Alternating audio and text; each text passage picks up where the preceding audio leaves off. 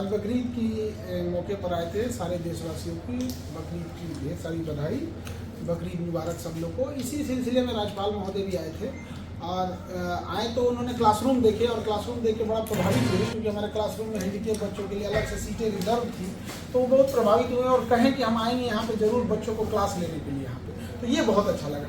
और हमने उनसे रिक्वेस्ट किया है कि जब वो केरल के राज्यपाल थे तो उन्होंने कहा था कि एक्चुअल में केरल में एक लड़की का दहेज की वजह से उसकी हत्या कर दी गई थी और ये अगले दिन वहाँ पहुँच गए थे, जिस वजह से केरल सरकार ने हर जिला में दहेज जो एंटी डॉरी ऑफिसर नियुक्त कर दिया था कि अगर दहेज के लिए किया जाता है तो पुलिस डिपार्टमेंट तो सबके लिए होता है, बट एंटी डॉरी डिपार्टमेंट एक हर जिले में कर दिया था।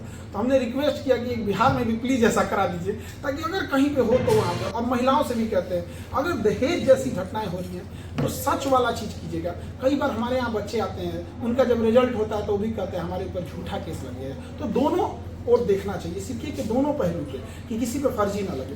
दूसरा कि उन्होंने कहा कि जब वो डिग्री दे रहे थे केरल के यूनिवर्सिटीज़ में कन्वोकेशन के दौरान, तो वो एक एफिडेविट भरवाते थे कि यदि मैं भविष्य में दहेज लेते या देते पकड़ा जाता हूं तो यूनिवर्सिटी को यह अधिकार होगा कि जांच करने के बाद यदि मैं सही पाया गया तो मेरी डिग्री रद्द कर दे।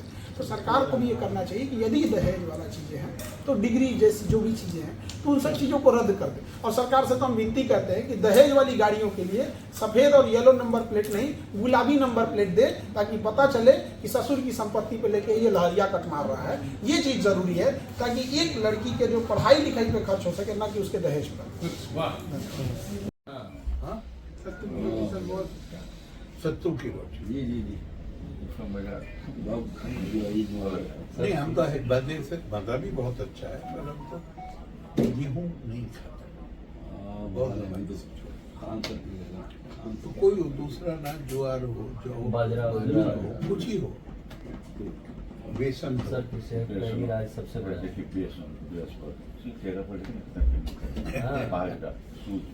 ये मतलब सब मेंटेन करते हैं। बाजरा, ज्वार, सब चीजें।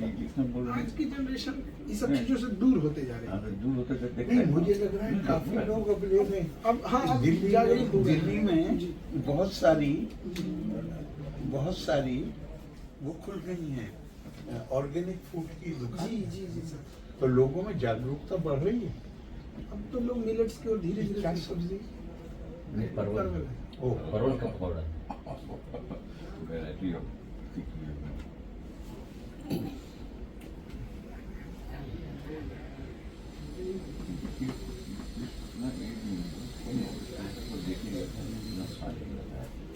क्या होता है कि हम इस होगा जो होता है सूक्ष्म होगा, हम सब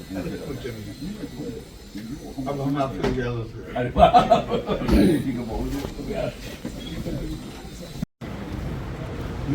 फेस पैदा हो जाएगा, लाइन ज्यादा। सर मेरे उसका जो दरोगा में थी तो उसका बहुत था, उसको 2 महीना पहले उसकी निकली थी। उसके बाद ड्यूटी का 2 महीने ही हुआ था सर, बहुत की निकाली कितना उन लोग के अंदर।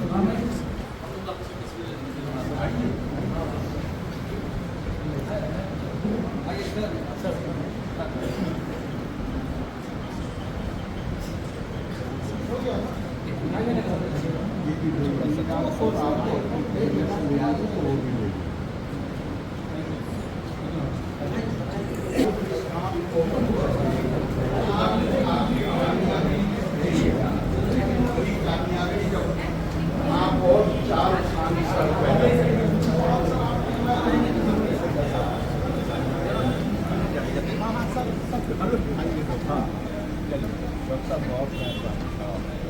आप वो लोग लेके चलना है, मेरा इच्छा है।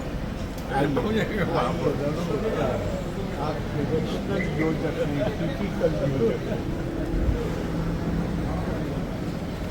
बहुत धन्यवाद डॉक्टर साहब, खान सर।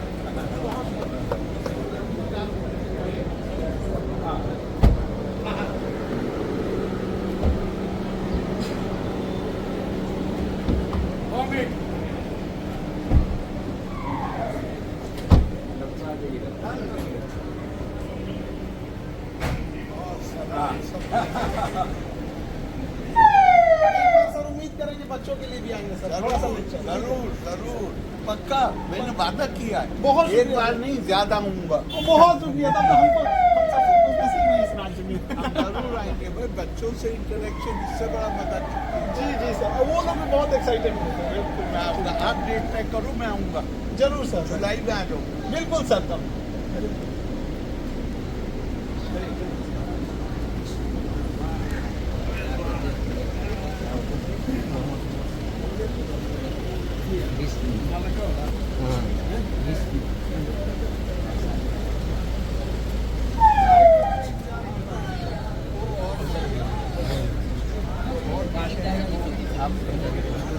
या कोई चीज की मैं कमी देखता हूँ कि भारतीय संस्कृति बुनियादी चीजें जो अगर एक बार समझ में आए आदमी फिर किसी को अपने से अलग नहीं देखेगा। बिल्कुल, तो आप अपने हर करिए, मैं आऊँगा, आप अपने हर बैच में करिए कि 1 या 2 लेक्चर खालिस भारतीय संस्कृति। बहुत शुक्रिया सर, एकदम एहसानमंद है। बहुत कोई बात नहीं। हटो, हटिए, हटिए, हटिए।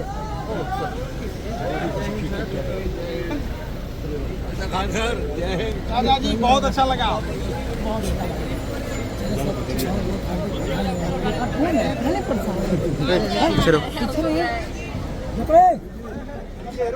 ठीक है, पीछे चला जा।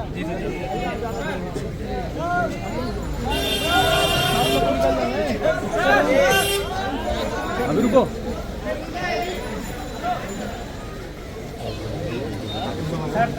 अरे एकदम भीड़ भागने लगा।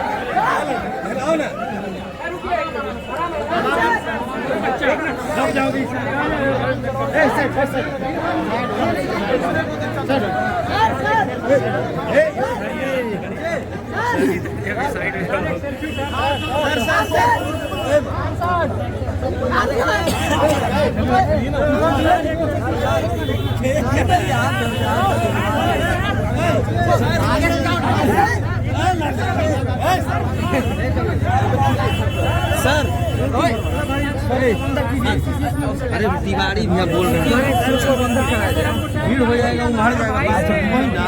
ठीक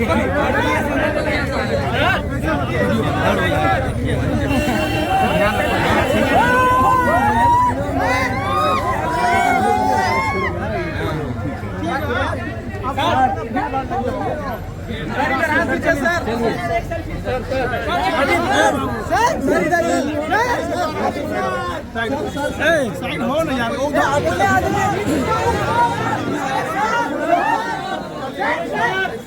सबको ईद मुबारक, ईद मुबारक। चलो हो गया बस। चल ईद मुबारक, ईद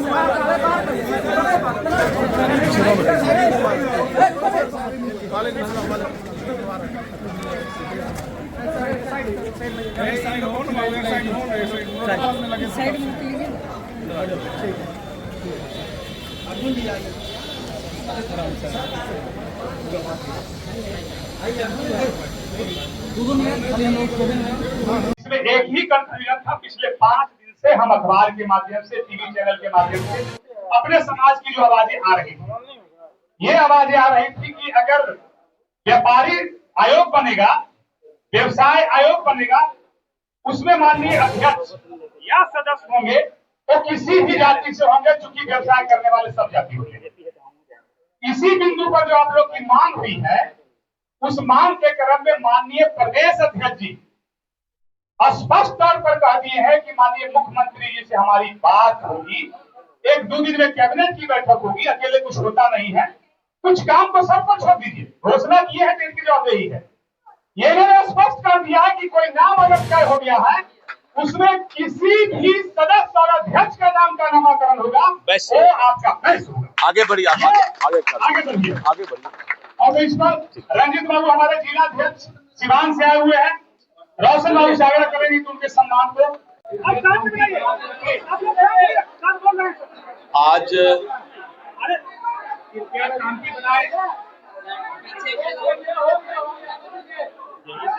क्या हुआ? अरे आज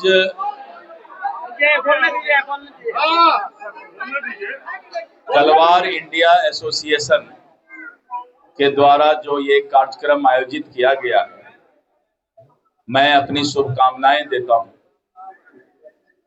और जिस तरह से इतनी बड़ी संख्या में लोग यहाँ आए हैं, बिहार के सभी जिले से लोग आए हैं और बिहार के सभी जिले से जो लोग आए हैं मैं उनको भी हार्दिक शुभकामना देता हूं। सभी जिला के अध्यक्ष, प्रमंडलीय अध्यक्ष और प्रदेश के पदाधिकारी भी यहाँ पर आज नव नियुक्त हो रहे हैं, उनको भी मैं बधाई देता हूँ। इतनी बड़ी संख्या में महिला आई हैं, उनको भी मैं बधाई देता हूँ।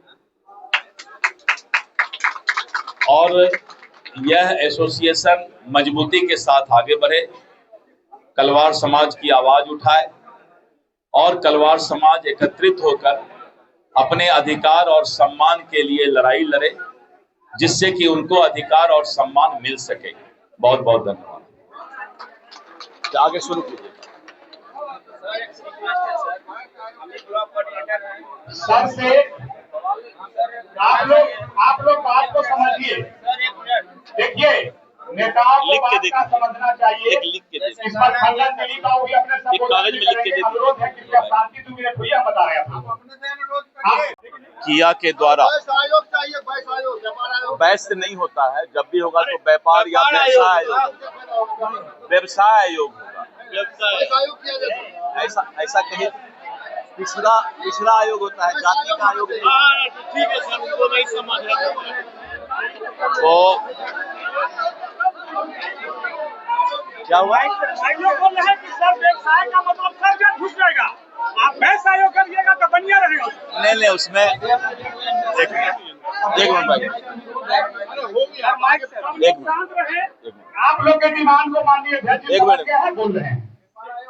उसमें जो व्यापार आयोग या व्यवसाय आयोग बनेगा, उसमें ये निश्चित रहेगा कि कोई वैश्य ही उसमें अध्यक्ष या सदस्य होगा। यही चाहिए था, अब सर प्रेस करने दिया जाए। अब हो गया। नेता लोगों को चुप रहने के लिए तलवार सब नहीं पहुंचे हैं। पहली बार भारतीय जनता पार्टी के इतिहास में पहले 3 वैश्य जिला अध्यक्ष हुआ करते थे, अब 13 वैश्य जिला अध्यक्ष बिहार में। हम तो इसी तरह सर से अनुरोध करते हैं, मौका मिलेगा कि नहीं। आप सरकार में है सर, हमारे काशी प्रसाद बाबू को बिहारी बाबू 1 मिनट रुक जाइए। सर बोले हैं, इसी मौके पर सर से अनुरोध कर लेते हैं, वैश्य आयोग का भी सर गठन कर दीजिए। आपके कार्यकाल में हो जाता है तो बड़ी शानदार सफलता मिलेगी।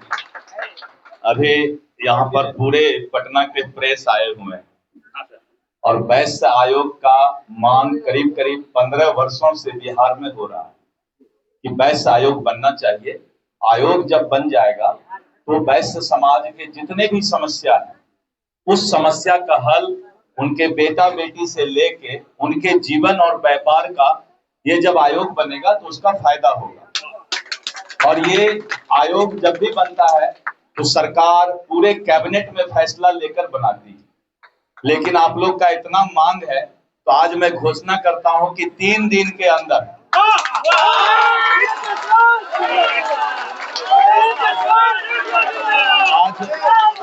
आज मैं एक बाद में गुलदस्ता लेंगे। आज मैं माननीय मुख्यमंत्री जी से बात करता हूं।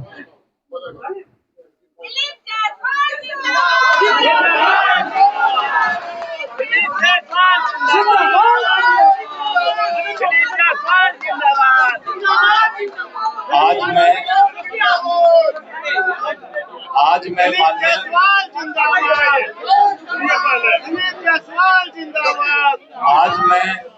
मैं माननीय मुख्यमंत्री जी से बात करता हूं, क्योंकि इसके लिए पूरे सरकार को बैठना पड़ेगा, सारे मंत्रिमंडल को बैठना पड़ेगा और ये फैसला मंत्रिमंडल ले सकती है। लेकिन मैं वादा करता हूं कि माननीय मुख्यमंत्री जी से बात करके 3 दिन के अंदर व्यापार आयोग का गठन कर दिया जाए। तो भाई बहुत बड़ा नहीं जिंदाबाद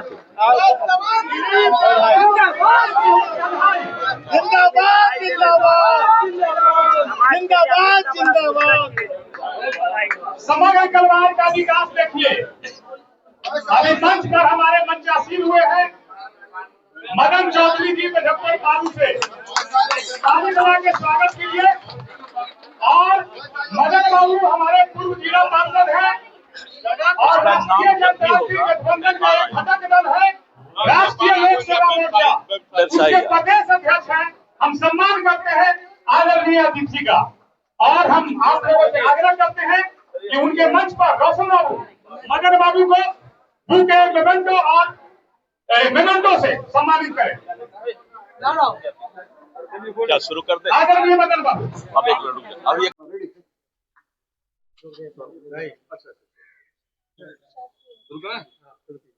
मंत्री सहयोग कार्यक्रम का क्या कुछ हुआ है? सहयोग कार्यक्रम में बिहार के जनता जनार्दन जिसका कहीं कामों में बाधाएं आती है, परेशानियां आती हैं, वो कामों को लेकर के सीधे भारतीय जनता पार्टी कार्यालय में सभी मंत्रियों को सहयोग कार्यक्रम में बैठ करके जनता जनार्दन की सेवा करने का, उनकी बातों को सुन करके त्वरित निष्पादन करने का ये अवसर मिलता है। तो कहीं सीओ, कहीं वीडियो, कहीं थाना, छोटे छोटे कामों को लेकर के लोग आते हैं, उनके कामों को हम लोगों ने निष्पादन करते हैं। जो लगातार पीएमसीएच वाले मुद्दे पर विपक्ष हंगामेदार है, लगातार दलित बच्ची के साथ जो कुछ हुआ है, विपक्ष कह रहा है कि सरकार नाकाम है, स्वास्थ्य सेवाएं नाकाम हो गई है। दुर्भाग्य है, अगर इस तरह की घटना घटती है तो उस पर राजनीति नहीं करना चाहिए, राजनीति करने का कोई जगह नहीं है। लेकिन मैं पूछना चाहता हूं, मैं भी एक दलित परिवार में जन्म लेकर के आज सरकार के मंत्रिपरिषद सदस्य होने के नाते विपक्ष के नेता से श्री तेजस्वी यादव जी से जानना चाहता हूं, जरा ये भी तो बताते कि बिहार में 38-39 जिले में अगर इस तरह की अप्रिय घटना घटती है तो अपराध कौन है, अपराधी का नाम भी थोड़ा बताते। अगर 10 हत्याएं हो रही है, 5 हत्याएं हो रही है, तो हत्या के पीछे अपराध कर्मी कौन है? अगर पुलिसिया कार्रवाई करती है तो अपराध कर्मी को पता चलता है कि महागठबंधन का ही संरक्षण प्राप्त है। ये दुर्भाग्य है, इस पर राजनीति करने का कोई औचित्य नहीं है। कहीं इस तरह की अगर घटना घटती है तो त्वरित एनडीए की सरकार में पुलिस महकमे कार्रवाई करती है, एफआईआर होता है और पुलिसिया कार्रवाई करने के साथ साथ आपने देखा होगा कि जो भी अपराधी है उसके घर पर बुलडोजर भी चलाया जा रहा है। तो जनता का जनादेश एनडीए के पक्ष में, और जनता एनडीए जनादेश लेकर के जनता के कामों को, आकांक्षा को पूरा करने में आज आगे बढ़ के काम भी कर रही है। राहुल गांधी कल काफी गंभीर आरोप लगाए हैं। लगातार उनका कहना है कि देखिए प्राइवेट लोगों को जमीन दी जाती है अस्पताल बनाने के लिए, लेकिन एक भी दलित उसका मालिक नहीं होता। राहुल गांधी जी कितना क्या बोलते हैं, उनकी पार्टी में ही उनके गठबंधन के नेता ही उनके बातों को तवज्जो नहीं देते हैं। राहुल गांधी जी जिस विषय को लेकर के जनता के बीच में सवाल कर रहे हैं, ये सवाल का जवाब उनके दादी जी के शासनकाल में श्रीमती इंदिरा गांधी जी, काका कालेलकर कमीशन, अति पिछड़ा आयोग तो कभी इंदिरा गांधी जी ने तो बनाया ही नहीं। बाबा साहब डॉक्टर भीमराव अंबेडकर संविधान के निर्माता, कभी भारत रत्न का सम्मान आपके दादी जी, आपके पिताजी ने दिया नहीं। संविधान को आपने कभी सम्मान दिया नहीं। संविधान दिवस अगर मनाने का अवसर आया तो नरेंद्र मोदी जी ने मनाया। संविधान का अक्षुण अगर करने का, दलितों को सम्मान करने का अगर अवसर आया तो मोदी जी ने किया। तो किस बात से राहुल गांधी जी लोगों को मूर्ख बना रहे हैं? आपके ही पिताजी की सरकार रही है ना, आपके दादी जी की सरकार रही है, आपके नाना जी की सरकार रही है। आपने दलितों को मूर्ख बना के रखा। दलित हो, अकलियत हो, पिछड़े समाज के लोग हो, आपने दिया क्या? परिवार से तो बाहर आप लोगों ने निकला नहीं। जमीन के नीचे घोटाला, जमीन के ऊपर घोटाला, आसमान में घोटाला, कौन से घोटाला नहीं हुआ? अगर राहुल गांधी जी अपने ही नेताओं से ज्ञानवर्धन करा लेते तो उनका जवाब स्वतः मिल जाता।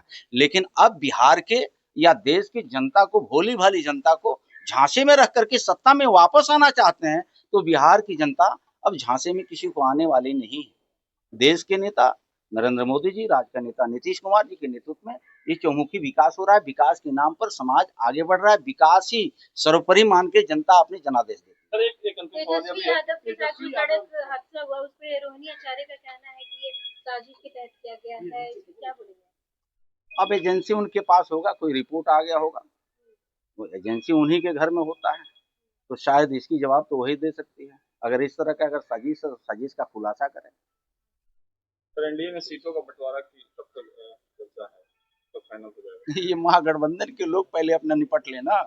एनडीए में कोई समस्या नहीं है। एनडीए अपने आप में है। जनता कह रही है। एनडीए के पीछे क्यों पड़े हुए महागठबंधन के नेता? एनडीए का जनता कह रही है 2025, 225, फिर से एनडीए, फिर से नीतीश। ये कहाँ सवाल कोई होता है? मैंने तो पहले बोला कि अभी विरोधी दल का नेता अगर विधानसभा में बनना होता है तो खुद को बनते हैं। कोई नुनिया तुरहा भीन निषाद का बेटा को बनने नहीं देते हैं। वो बेटा आरक्षण पे बोलते हैं। विधान परिषद में अगर विरोधी दल का नेता बनना होता है, वहाँ कोई दलित का बेटा नहीं बनता है, बेटी नहीं बनती, अति पिछड़ा का बेटा बेटी लोग नहीं बनने देते हैं। वहाँ इनकी माता जी बनती है, श्रीमती राबड़ी जी बनती है। ये लोग आरक्षण पे पाठ पढ़ाते हैं।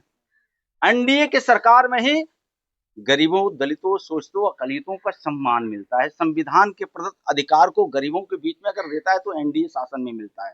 श्री तेजस्वी यादव जी, आपके पिताजी आरक्षण विरोधी रहे, आपकी माताजी आरक्षण विरोधी रहे। आप तो परिवारवाद के, वंशवाद के निकले हुए बेटा हैं। आप आरक्षण पे बोलने का कोई हक है क्या श्री तेजस्वी यादव जी? ये बिहार की जनता जान चुकी है। झांसे में लेकर के सत्ता में लौटना चाहते हैं। अब बिहार की जनता गलती करने वाली नहीं है। 50% सीलिंग पर आप लोग का क्या कहना है? उन लोगों का लगातार डिमांड है। कल राहुल गांधी ने भी कहा कि जब जनसंख्या ज्यादा है इस समाज की तो सीलिंग क्यों है 50%? मुझे लगता है कि जनता जब जनादेश एनडीए को दिया है तो जनादेश के पालन करना चाहिए।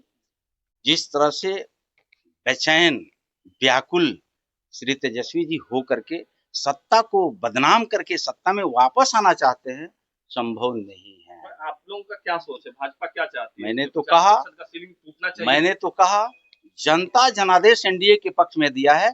जनादेश का जब जनता स्वागत किया है तो जनता का जो निर्देश होता है एनडीए उसको पालन करे।